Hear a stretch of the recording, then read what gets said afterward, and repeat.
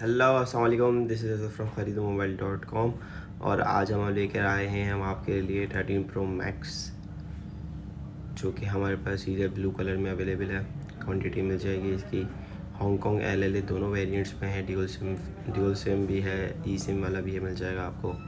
Grey colour और सीधे blue colour दोनों अवेलेबल है हमारे पास। उसके अलावा 13 प्रो मिल जाएगा। 13 प्रो सीधे ब्लू कलर में आपको मिल जाएगा हमारे पास। क्वांटिटी अवेलेबल है इसकी भी हमारे पास।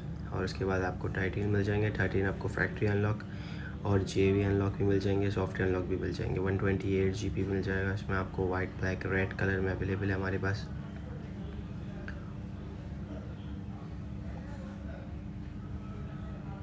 ब्लैक कलर भी मिल जाएगा इसमें। और ये JB है 128 GB।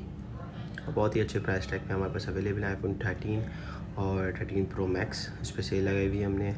और उसके अलावा आपको हमारे प्लेटफॉर्म पे जो है वो इंस्टॉलमेंट्स प्लान भी मिल जाएंगे।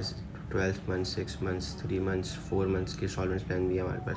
सैमसंग में हमारे पास जो है वो Z Flip मिल जाएगा आपको, 5G वाला बॉक्स पैक अमेरिकन वेरिएंट है। ये बहुत ही शानदार प्राइस टैग में हमारे पास अवेलेबल है। तो अभी अपना ऑर्डर प्लेस करें खरीदोमोबाइल.com। Thank you.